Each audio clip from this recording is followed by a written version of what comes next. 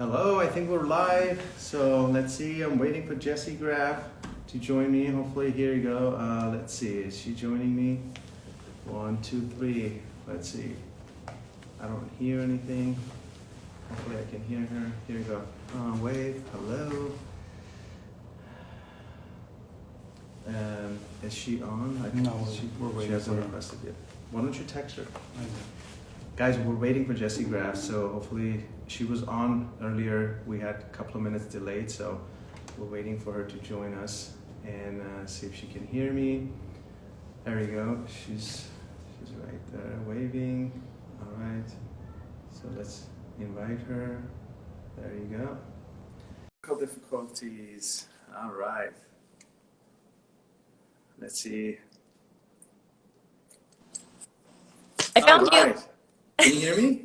Yeah. Hold on, I can't hear you. 1 second. What's going on with this little device that I have? I was trying to get my headset going. Is that the Sony? So let's see. Let me see if I can hear you right now. I've changed 3 headsets so far, and for some reason my thing is not picking up. Why don't you turn that off?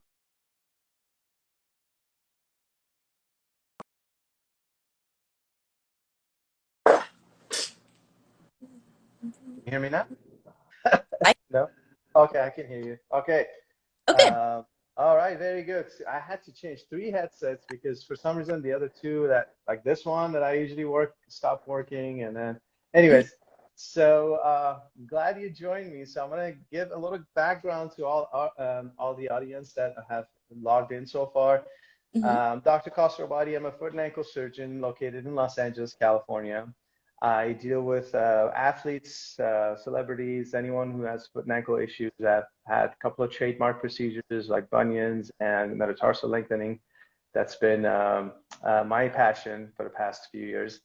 And lately, I've started interviewing people such as the famous Jessie Graff here, who are into fitness, which I'm into fitness for the past 7, 8 years, been very seriously into fitness. So I have a couple more people coming on later on this year talking about fitness. I've interviewed a couple of doctors so far, interviewing lawyers, basically anyone who's in any sort of an industry and they're on top of their game, like you. I'm bringing them on, and hopefully we can discuss things that you do that makes you successful. And that's exactly what I'm after. I want to share with people what are the things that we do, some of the things that you do that makes you be Jessie Graff, right? So, and you have graciously accepted my invitation to interview you, and I thank you for coming on. Well, and So, questions yeah, about of other course, doing yeah. are to excel more than I already am, or Uh, stop breaking. Ideally. I know that's the theme, right? Unfortunately, for the past year or so for you, which we're gonna get into it. But how I wanted to start this interview was to start by just asking who Jessie Graff is, where was Jessie Graff born, what have you done, what did you do as a child, what sports did you play? So go ahead and start with that, and then we'll take it wherever it takes us. Okay. Well, I was born in New York City. My mom was a Broadway dancer and my dad directed commercials. I was ridiculously shy and stubborn and like would hide under tables and not speak. Oh Um, wow. until I saw the circus when I was 4. And I was like, I need to do that. The flying trapeze, I wanted to be up in the air flying, and I would do anything to get up there.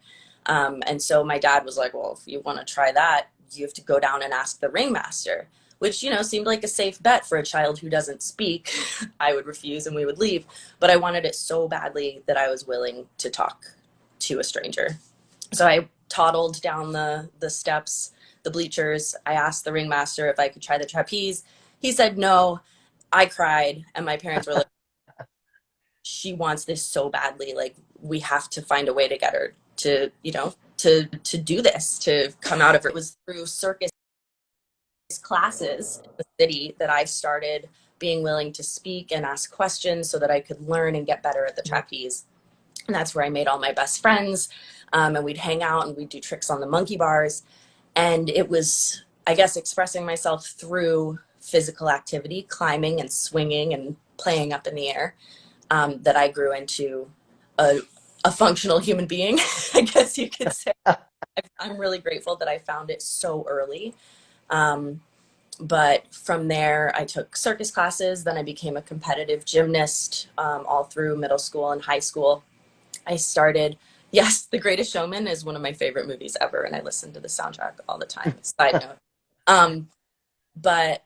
So I started pole vaulting in addition to gymnastics when I was in high school. I got the state record, I think, my sophomore year, and continued beating that through high school. I went to college on a pole vaulting scholarship, started in aerospace engineering at Georgia Tech, but then realized I didn't want to be an astronaut, and that my true desire, which I'd known since I was 12, I always wanted to be a superhero on TV. So I switched my major to theater so I could become an actress. Transferred to University of Nebraska, where one of the best pole vaulting coaches in the country was working. He was amazing, Rick Addig. And so I graduated with a degree in theater. I was trying to get a double major in exercise science, but there wasn't time for both. Revisiting that now, but I was always fascinated with anatomy and physiology and how the body works, relating to athletics. But so I graduated with a theater degree, moved to LA, started training for stunts. I was training generally 5 to 8 hours a day, 7 days a week. So slight overtraining tendencies, but someone advised me that if you want a job in the film industry, you should be working 8-hour days just like anyone else. It's just that for the first year or two, you're not going to get paid. You're paying your dues, you're training, you're meeting people, and through that process, you'll make the connections to eventually work. And so I took that very seriously. I was learning car stunts, motorcycles, wire work. I always loved being up in the air. So the wire work and the flipping and the fighting really, I really took to it. So eventually I got black belts in Taekwondo and Kung Fu, and then also trained in Muay Thai and boxing, kickboxing, capoeira. Wushu is one of my favorites. But yeah, and I guess I'd been doing that for about 6 years, doing exactly what I'd always hoped, getting to double superheroes. And I wasn't expecting quite so much domestic abuse in my job, but I mean, apparently still a big thing on TV. So, I'm getting dragged out from under cars by my hair and thrown down the stairs. And that's a big part of what your job is as a stunt woman. And then we get to be Supergirl. But yeah, I was, after 6 years in stunts, I tore my ACL and was like, well, now what am I going to do? How do I keep this motivation and drive? How do I stay inspired while I recover? And so, of course, there was plenty to study mentally, but I needed something physical. And Ninja Warrior is so upper body based. I just started that, grip strength, pull-ups, weights. That as you were resting you were resting from your ACL, but you were not resting. You were just doing upper body work. Yeah, so I more than quadrupled my upper body strength when I started training in my living room. I could do 6 pull-ups. By the end of that year, I think I was somewhere between 20 and 25, but eventually after training for years, I got up to 43 was my maximum number of pretty good form pull-ups. Nice. No kipping. Kipping is cheating. I know. Hey, that's what I do. It's interesting. Kipping is a very functional technique if you're trying to get through obstacles. But if you're working on building strength and correct anatomical movement, which I found that a lot of the shoulder injuries I've had have been a result of poor movement patterns of if you're pulling straight down here and using all of your lats and lower traps and using everything, you're building healthy movement patterns. And if you're going the way I was doing, sort of rocking back here, then I'm putting my shoulders out of centration into this hunched position. I'm building that pattern. So when I catch things, I'm so doing wear and tear on my shoulders, but also building these patterns that I would then take under impact. So it all led to injury. So I'm working on just like perfect, like annoyingly perfect strict form pull-ups right now. I can do 3 or 4. Yeah. No, I know exactly what you mean because I do 3 days of CrossFit and I do 3 days of bodybuilding now. And Mm. it's always a challenge because when I try to, yeah, and when I try to do my pull-ups, my bodybuilding trainer says, I don't want any kipping. I don't want any of that stuff. I just want you to do strict pull-ups. And sometimes even with the help of a band, just to um, get so that way you have better form, even if you Hmm. can't really pull up as many, but just do it correctly. Use a band to just help you so that way you have your correct form. And then the other 3 days, I'm into CrossFit, which we do, butterfly pull-ups and kippings and all that kind of stuff, which can lead to injury. You're right. You're right. Absolutely right. Which something that we'll talk about a little later about all the injuries that you've had. But that's fantastic. So yeah, you have been doing a lot, everything up in the air, pretty much, which is what you love to do. And the upper body strength, what you were talking about, you and I talked about that. That just like the American Ninja Warrior is like mostly upper body, like like very little lower body. So that's something that you had to work on to get yourself into that uh, arena of the Ninja Warriors. So, having said that, how many events have you participated in? How many did you win? And tell us. Um, Gosh, it's hard to count. I think I've done 7 seasons of Ninja Warrior. Each season has a qualifying round, a semifinals, and then a finals round. Um, they don't separate the men from the women, so I haven't officially won any rounds, even though I've been the top woman in almost all of the competitions I've done, at least on the show. I've done some others. They have like backyard courses, they have gyms and like an official competition. There's the National Ninja League and UNAA is Ultimate Ninja Athlete Association. But so there's these competitions everywhere, and I don't compete in most of those. I try to have like the on season and the off season.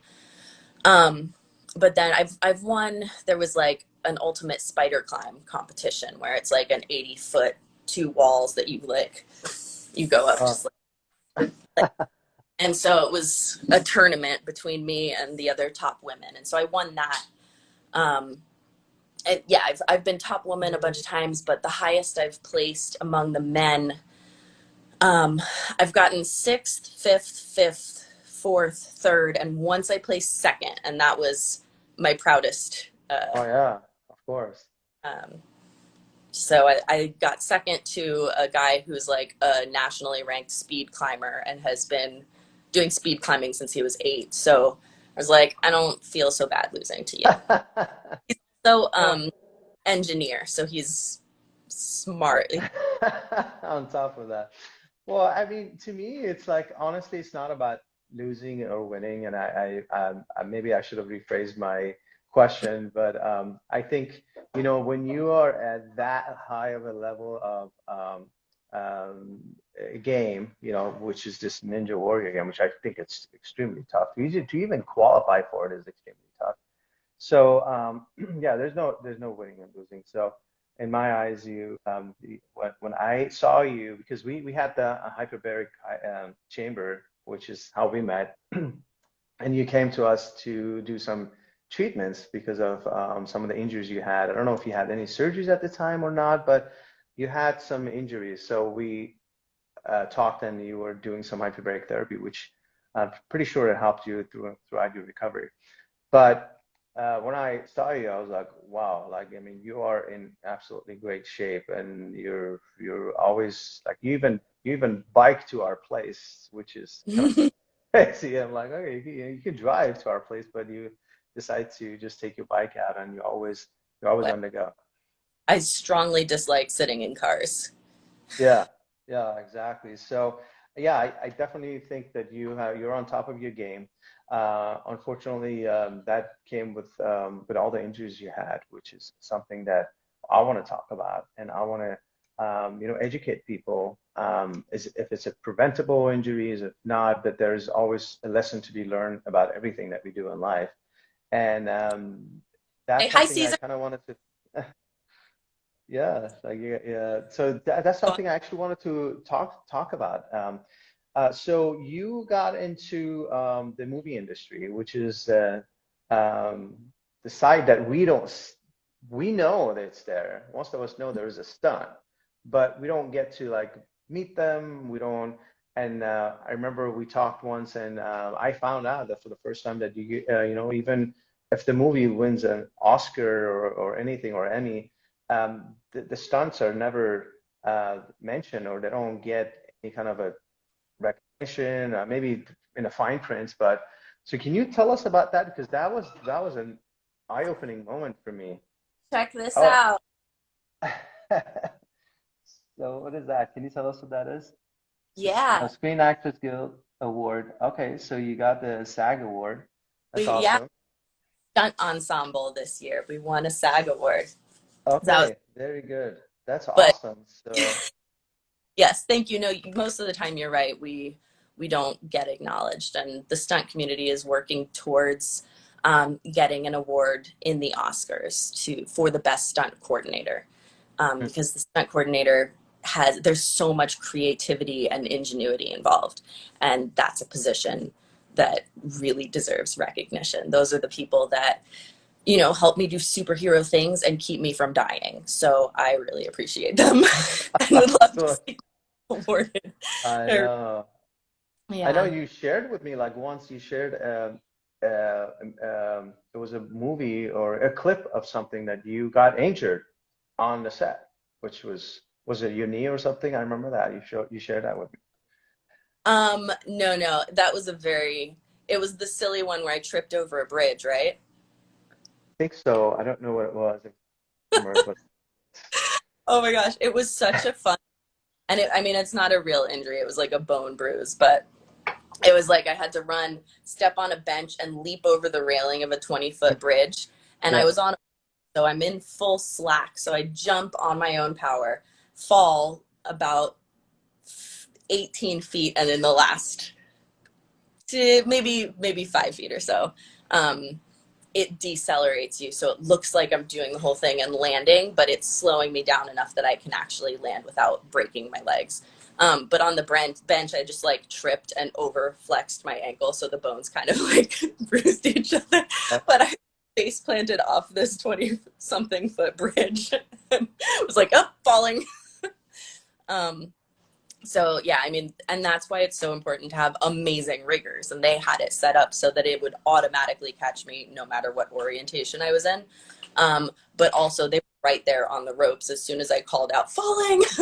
Um, And why it's so important that you have a great team, that you can trust your team. And those guys were great. so let me ask you this. If Is it safe to be a stunt double? Like, is it like when you're on the set, do you feel safe? Like that no matter what, like there's rigors and things that keep you safe, or it's not completely safe? I mean, it all depends. Like, there's such a wide, in your career, there's such a wide range of like skill level of the people you're working with, responsibility level. And there are definitely people that I'm more comfortable working with than others. You are always, as a performer, responsible for your own safety.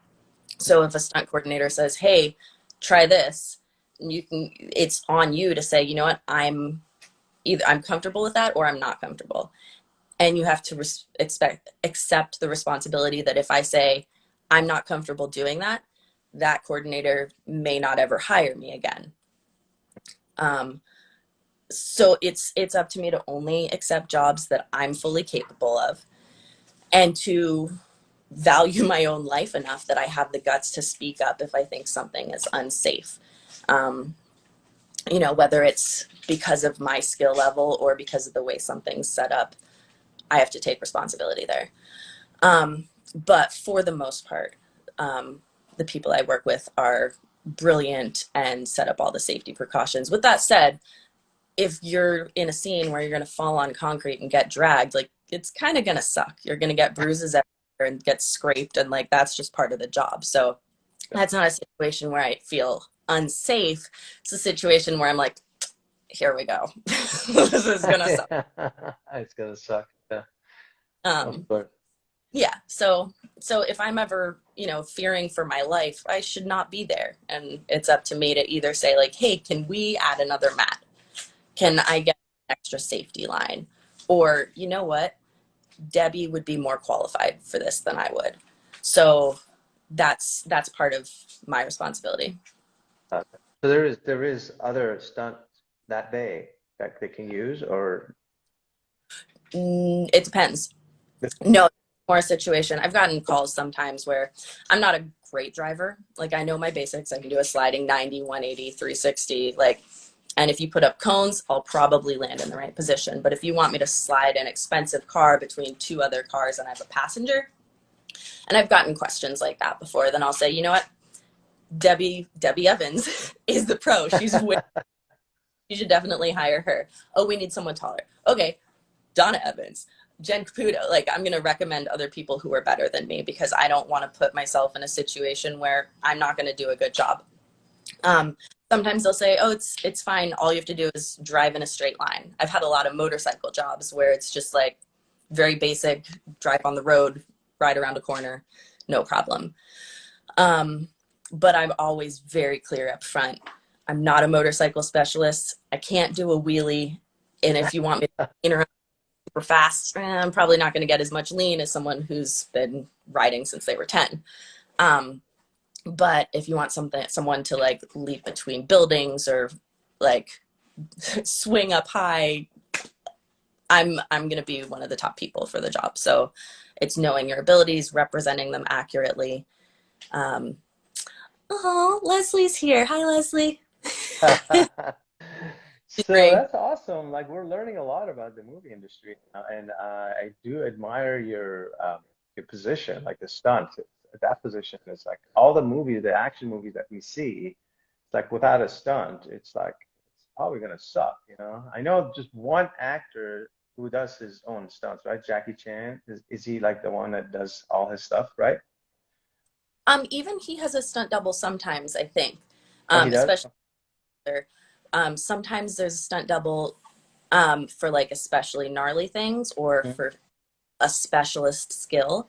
Um, or just for practicality. I've done stunts where they were just so busy they had the actress and the main stunt double on one unit, and then I was doing stunts on the other unit because they just need to get so many things done.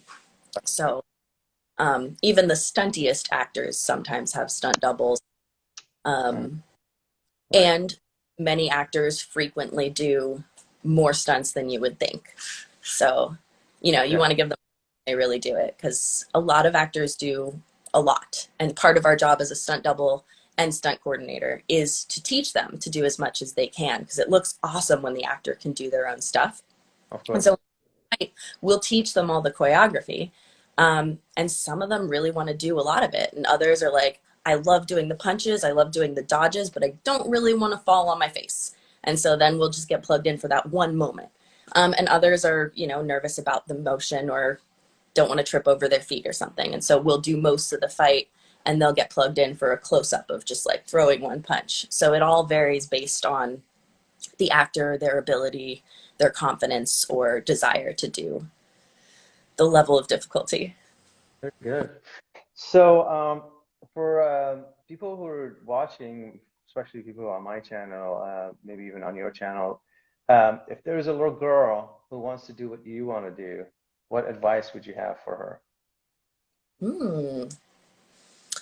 Hmm. Train everything, train adaptability.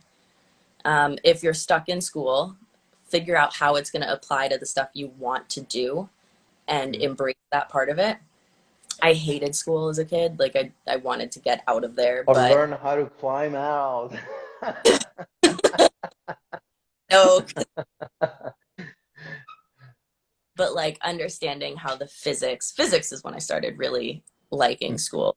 I'm just Mhm. like, oh, if you jump off a cliff at this angle and this speed, that's where you're going to land. I was like, I'm going to need to know this someday. But I mean, if it were me, like I always have that ridiculous drive to work hard. But I think the one basic thing, I wish I'd started martial arts sooner.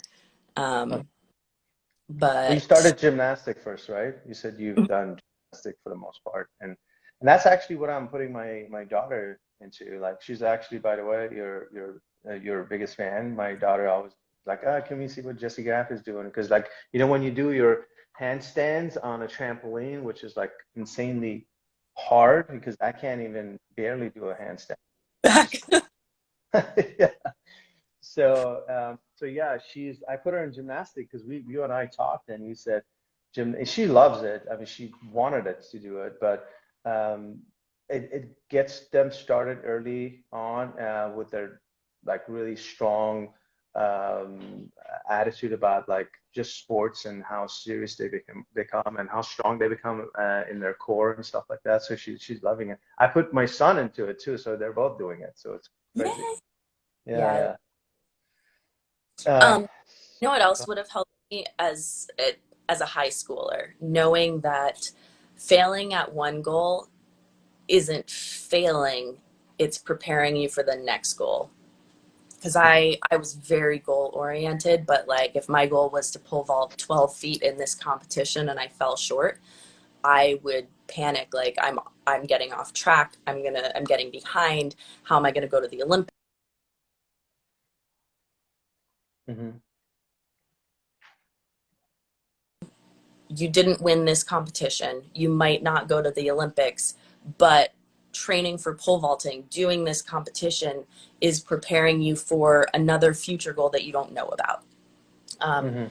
that took me until probably until I was into stunts, where I could recognize that, like, technically I failed at my goal of being an Olympic gymnast, of a world record in pole vaulting, um, of joining the circus when I was 10. Like, those were the big things. And when I fell short, I thought my life was ending. And now I can look back at those things and being a stunt woman and be like, oh, falling short in those first three prepared me so well for stunts. Hmm. And those three plus stunts prepared me for this sport that didn't even exist when I was a kid, Yeah. which I finally achieved like goals at the level I was hoping and competed internationally. And like, so failing at the first goal could still just be preparing you for the next one that you don't know about. Yeah. As long as you put your 100% into anything, that activity or that um, goal that you didn't reach, it's never a waste of time or never a waste of your energy. As long as you put your 100% into it, because like you said, you could be redirecting that, or there's lessons to be learned, and you never know what lies ahead. Like I remember for myself, I really wanted to match to come back, after residency, you go through a match to see what, after your medical school, you go through a match to see which program do you match with. And I Mm-hmm. really wanted to come back to California. I was in New York doing my school, and I didn't match to come back to Los Angeles, which was my first choice. Um, I I went through my third match, which was in New York, but that led to so many other things that it turned out to be like the best thing that happened to me. For me Mm-hmm. to not come here and stay there and then end up meeting my fellowship director and going to do my fellowship in Baltimore in limb lengthening, all it's like my whole life completely changed. But at the time when I didn't match, you're right. It was like the world ended just right now. I couldn't see it, but I did. You did. You don't have the vision to come out and look at it from the top and say, "Hey, like you're going this way, but like things are going to be even better on this side than what you were hoping to go." So that's a very good lesson to learn, and I guess that's what you're saying too. That's exactly what I'm saying. And I think the more it happens, the more willing I am to accept on faith that it will happen again. So, like this July, when in 4 days I tore my ACL, both rotator cuffs, and like everything in my right shoulder, there was very little of that panic of like everything just fell out from under me. All the stuff I love to do, all the goals I was working towards, just like off the table. It was sort of like there was definitely that feeling. I definitely cried a little bit, but it was pretty quickly overpowered by like, what am I about to learn? Like, what new huge life shifting idea is going to come into my head? What's the next wave of inspiration? And it has Right. been such an exciting almost 9 months now. Yeah, it'll be 9 months since the knee surgery on the 3rd. Yeah. So now let's get to that. Let's how many like major injuries you've had and what has been done for you? Try to keep the ones on the top. Like we know you have many of them, but like the serious ones. The ones that required surgery, 12. Well, and do you do these did they happen when you were training or when you were on a set or when you were competing? Um, most of them training. These last three all happened on set of Ninja Warrior. Mm-hmm. Um, what were they? A lot of them were overtraining. My surgeries from like college and first couple years in stunts were just I'm very hypermobile. So my ligaments tear, they overstretch, they hyperextend. Things tear easily. My bones hold up really well because all the stress goes to the ligament. Exactly. Had surgeries to tighten the ligaments in my ankle to reinforce with cadaver tendons. Um, but yeah, I think most of the injuries have been from training because on set I feel like we're hyper focused on safety. Each time is Mm. everyone's collaborating together, and with training you're going to exhaustion multiple Right. times. A lot of it's from overtraining, building poor muscle patterns over time. Yeah, a um, lot of the injuries, very few of them happen like right there on the spot. Like unless like you had a missed a jump or something like that, that you landed badly on your ankle or landed on your shoulder or your arm went back.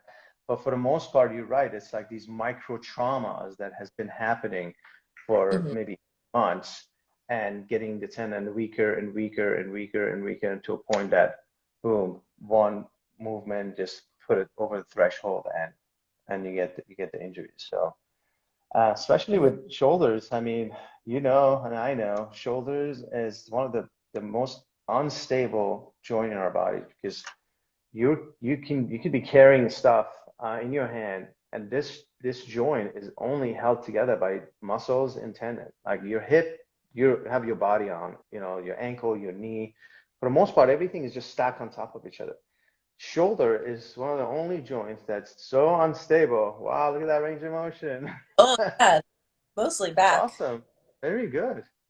Thank you. So, yeah, that's awesome. But yeah, most people get shoulder injuries because of that, because we're just putting this joint into so much stress with bad form, like you were saying, and there's not much holding this joint. There's no ball and socket like stacked on top of each other that stays, holds it steady. You cut all the tendons around this joint, your arms will fall down as nothing is holding. So Yeah. very, very sensitive joint. That's something that I have early on working out. I've paid attention to it, and thank God, knock on wood, I haven't had any major injuries on my shoulder. But most people who are at your level, they do have shoulder injuries. So you had two of them on both sides. You said one on each side, and Yeah. Rotator cuff here, supraspinatus, inferior glenohumeral ligament, labrum, cartilage. I think there was tendinosis in the subscap, but no major tearing there. now you had those repaired just like 9, 10 months ago, right? Both of them. Um, 9 months, yeah. Yeah, I saw you doing your first pull up, which was very exciting, right? That was the one like that was a couple of months ago or maybe a month ago. So I see that you're coming back and you're doing really well. So I'm very, very happy for you. I'm excited. Thank So um, uh, the other thing I wanted to talk to you about was a lot of people on my channel were they once I started putting out that I'm going to be interviewing you, they're all asking pretty much the same questions like how does someone like Jessie Graff, how old are you, if I may ask? you. 37. 37.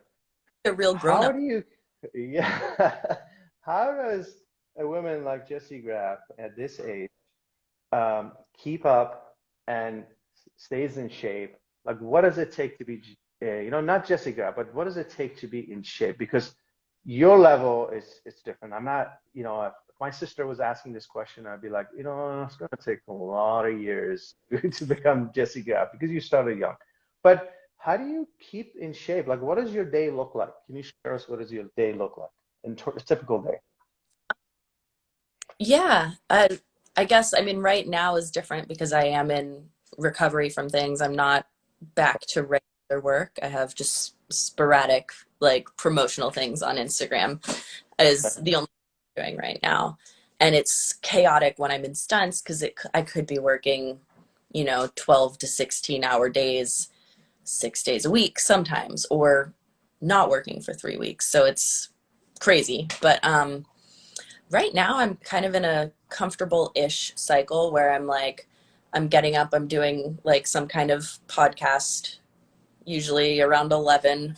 I'll ride my bike to physical therapy, which is like an hour ride, train with them for an hour, ride back. And then I've been doing a lot of studying while foam rolling. I got a nutrition certification. Right now I'm doing a NASM corrective exercise specialization.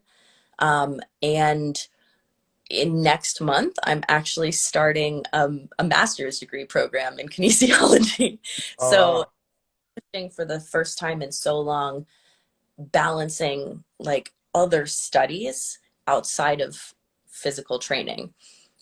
Because usually it would be like that kind of morning of training, PT, training, lunch, weightlifting, dinner, and then skills training. So a lot of it was just like really full-time training.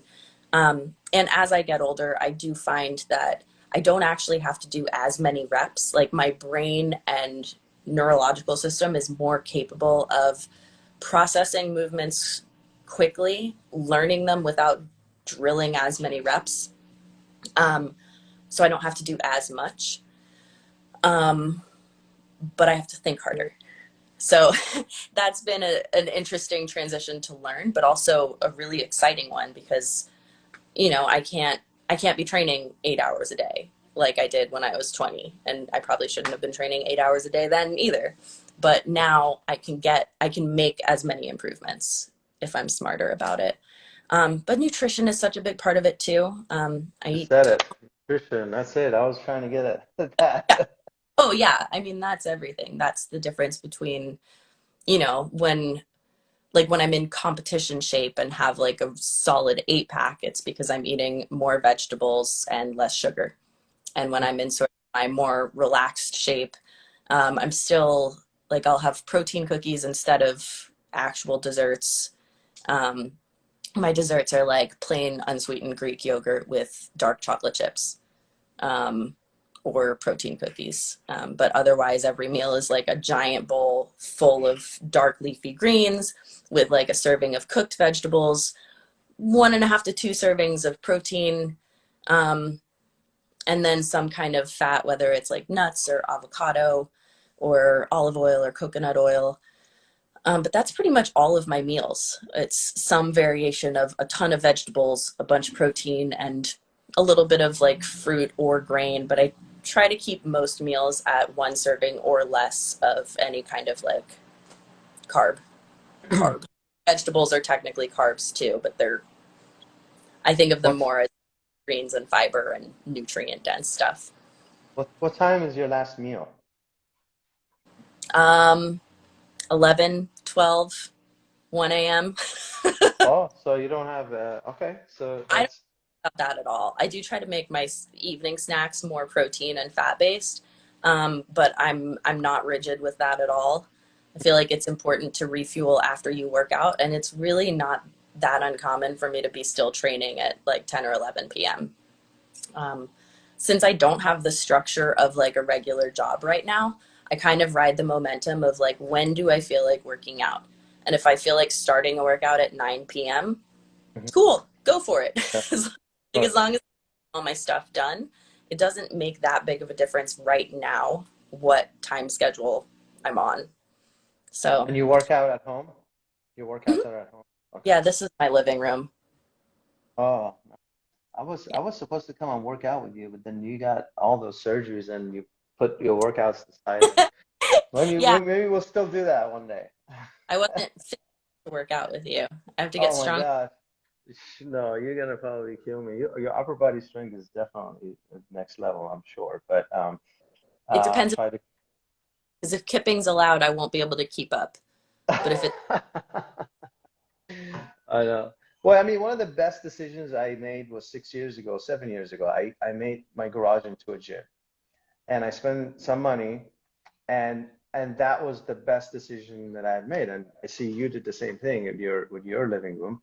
Uh, it's just because you, like you said, you feel like working out at 9 p.m. Boom, two steps on that side, and you're in your gym. And if you have to get into your car and drive to the gym and then drive back, all that stuff, not, still possible. I'm just saying that was the best decision that I made because with my busy schedule, like you are, being at work and then coming home to my twins and my wife and all the other stuff that goes on, like I don't have time to waste. I cannot get into my car and drive for half an hour, go to the gym, wait for a machine and then wait for this machine. And I'm just like, I want to be able to just go to my garage, work out and come out and take a shower and sit. So yeah, I definitely recommend that if anyone has the time or the money or like just the capacity or capability of doing that, it's just a life changer. It changes everything, I think. Um, so that's good. So you kind of do things as they come because you're just so busy with doing so many different things. You don't have a set schedule of. For me, it's completely the opposite. I have to have this, otherwise I just can't function, right? I mean, I go to work and then I come home, and then as soon as I come home, I have to change and get into the gym because either my CrossFit trainer or my bodybuilding trainer is waiting on Skype for me. And I've been mm, doing Skype for many years. It's not because of COVID, but I've always worked with my trainers on Skype because one of them is in Texas, one of them is in Santa Monica. So I've always worked out that way, and it worked out. But yeah. another big thing, like we talked about, is nutrition. Uh, I've been now meal prepping for a year and a half. So I meal prep my whole week, and I have them all ready to go. So in the morning, I'll just grab everything that I need for that day, and then I go. So I haven't really gone to lunch from work for the past year and a half. Like I don't think about what I want to eat. What should I eat? Should I go to Habit? Should I go to Subways? I mean, like with the options out there are not the best, right? So it's better to have your own meal that you prepped, that you know what you're gonna put in your body, quality food, and I take it with me. And I eat every 2 to 2.5 hours. I eat a lot. I eat like 6 to 7 meals a day. So and then no brainer. I don't even take lunch. I do take lunch, but I eat something at 11 and then at 2 and then at 4. So that's been a big game changer. And I have seen the changes in my body too. Huge change. Yeah. So that's how when my people who follow me to ask me what I eat, and I tell them this is what I do, and it does take a lot to have that commitment and Mhm. stick to it because I think that's what people fail. Like you have a very strong mind, and that's what it takes. That's what it takes to be strong-minded and like decide on something and do it, and not get distracted when you Mhm. see that um, cupcake or whatnot. I mean, cravings are always there, but if you fall for it or not, that takes it to a totally different mentality. Um, so, what's your weak point as far as when it comes to food? Like something that's unhealthy, that's your weakest. Uh, uh, Halo top. that, what is it Do you called? know what Halo top is? No, what is it? It's it's a relatively healthy ice cream. It's like high in protein, low in sugar. It's like the whole pint is 300 calories. Um, and it tastes amazing, and so I'll eat a whole pint of it at once. But I usually Wow. I'll get into a cycle where I'm like, I mean, the nutrition on it is kind of like, it seems like this is fine. Like this can substitute for a meal. It seems all right. But then I want 2 pints and then I want it for every meal. So I had one of my Halo Top cycles about a month ago, and pretty quickly I was like, yeah, this is not good. And so I stopped. So I'll Oh probably be God. here. But I don't have dessert very often. Mhm. Um, I find that for me, once I have a little bit of dessert, I start craving it more often. Whereas if I just Yeah. part of my definition of self of like, I'm a person who doesn't eat dessert, cool. Mhm. That's, Yeah. I like myself. Then it's like, it's a lot easier to see dessert and not have that indecision of like, should I have it? Is this one worth it? Do I like, it's just, no, you're a person who doesn't eat that. What do you want Right. instead? Right. No, I mean dessert is sugar, right? I mean that's what I see as dessert. I mean like I just think dessert equals sugar. So when you eat sugar, your body develops a habit. Your insulin goes up, and then you get into that cycle of like after a meal, you need that sugar because your body gets used to it. Mm-hmm. And when I started kicking out sugar out of my diet, it took my trainer told me because he also does my meal plan. My trainer who does my bodybuilding, he's a professional bodybuilder, and he's also a nutritionist, which is something that you want to be. And he said it takes 3 to 4 weeks to get Build a off sugar.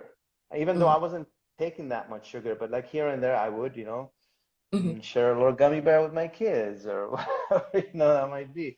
But he said 3 weeks, 3 to 4 weeks of zero sugar, then your habits stop, your cravings stop, and that's exactly what happened. So yeah, I agree with you as far as like the dessert. Yeah, if you're not a dessert person, then you're not a dessert person, and you just make that change, and it'll become you. So I definitely think sugar is one of the biggest problems we have in the world, but definitely more in the U.S. because I mean, per capita, from what I was reading, we have we are the fattest people per capita in the world. So I think sugar unfortunate. is a very dangerous, addictive drug that Yeah, yeah, I, and it's killing people, and we don't see it. It's killing you slowly, but you don't see it. Very good. So as far as someone who wants to get in shape, let's say Mhm. they're not in shape, and this COVID thing just put everybody in bad shape now because the gyms were closed. They couldn't do anything, even though I think that's all a big excuse. I'm going to say it. If Mhm. you really wanted to work out, you could have worked out. You could have had a walk. You could have jogged. You could have cycled, but whatever. But let's say people gain weight. What's your recommendation? How should they get back into shape? What would be the first thing they should do? I always think walking. Like and even when I'm injured, not like a leg injury, but if I need a break, if I'm feeling I don't, like I really need a break, I'll do long walks through my neighborhood, like up and down hills, just on the phone with my mom and my friends, and just like catching up. And it's such social time, but it's just like getting you out, getting you moving, improving your circulation, strengthening your legs, just basic stuff like that. Getting outside, playing. Um, One of the most important things long term is to find what kind of physical activity you can get passionate about.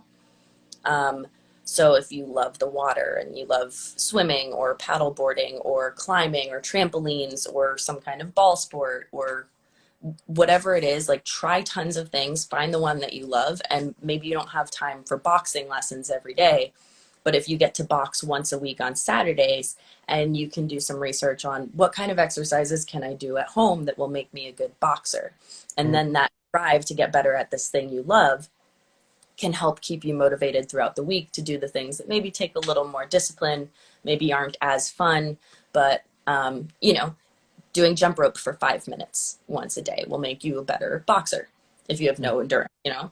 Right, So right. stuff Okay. you can, Very, but very good advice. yeah, No, having that, I agree with that for sure. I'm gonna add to that, and I'm gonna add to that saying, if you are someone who's gained weight during COVID, definitely get into a habit of doing some sort of an exercise or activity, like you're saying, but also combine that, like we talked about, food and nutrition. That's like the key. Like, you don't yeah, want to starve yourself, because people think about diet. This is a conversation we had with my trainers. Like, people think about diet means like don't eat. That's not what diet is. Diet means like, exactly. Yes, you agree with me. Diet means eat good things, but eat.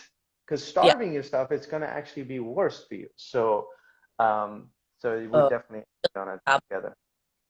um, so one of my tricks, I mean, the first two things that I would say for diet are drink more water, eat more vegetables. Hmm. Um, if Okay. I'm something that I know is not part of my plan, that I don't want to be eating, or if I want to have like, say I've had two protein cookies today and I'm thinking that I should have another protein cookie for dinner. The rule for me is not you can't have another protein cookie, it's you have to have a large bowl of vegetables first. Eat your vegetables before you have treats. You know, Right. the fiber fill up your stomach so you won't feel as hungry.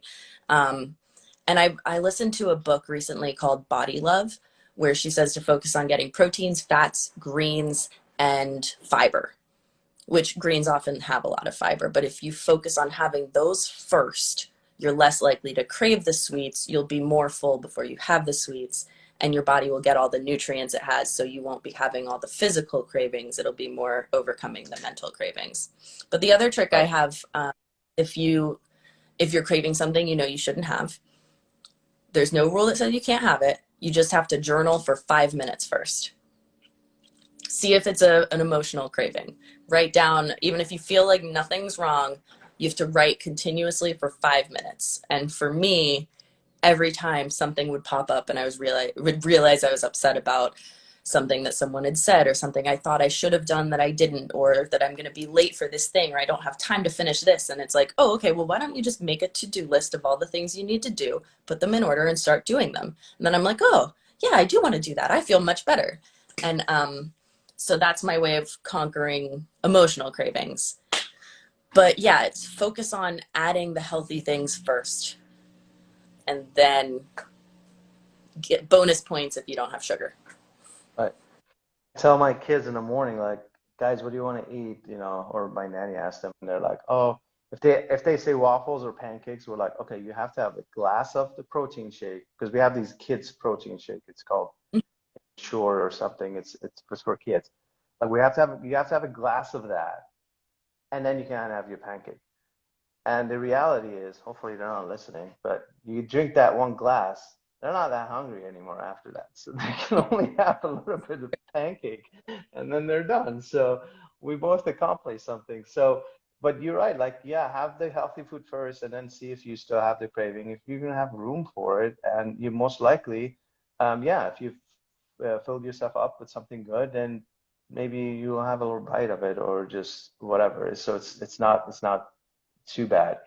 We're coming up on our hour. I just wanted to, first of all, thank you for joining me. I know there's been a lot of activities on our chat, and people are asking questions. I apologize that we haven't gotten to any of them, because they're asking very good questions, and I'm reading them. And unfortunately, we haven't been able to do that, because this was kind of an interview for us to get to know who Jessie Graff is, and how you live your life, and how you got here, and what level of activities you're involved in with. So I apologize we haven't been able to answer those questions, and maybe hopefully in the future we'll do a session where we can just be on and answer people's questions. That would be helpful, but I did not want to be rude to anyone who's posting questions, and we haven't been able to get to it to answer them. But it's been a If you ask pleasure. and we Go didn't ahead, ma'am.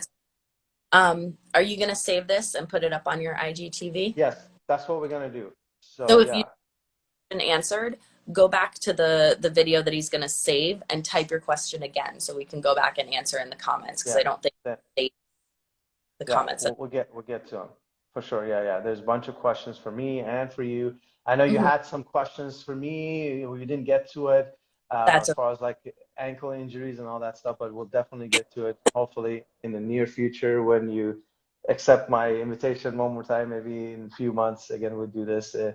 Mhm. But again, we just interviewed Jessie Graff, who has accepted my invitation to do this interview. She's a American Ninja Warrior champion. I mean, honestly, she's in the best shape. She's a stunt woman, and she's accomplished a lot as far as when it comes to sports, like she mentioned, in martial arts and gymnastic and pole vaulting and all that stuff.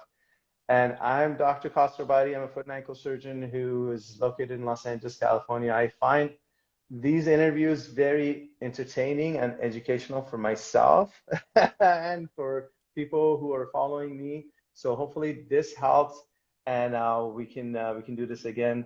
Again, thanks, Jesse. It was a pleasure. If you ever need anything, obviously you know to call me if you have any foot and ankle injuries, and maybe we do a workout together. That would be my next thing with you. Let's definitely do that. Okay. Have a good day. All right. Bye, everyone. Thank you, Jesse. Bye, everybody. Have a good one.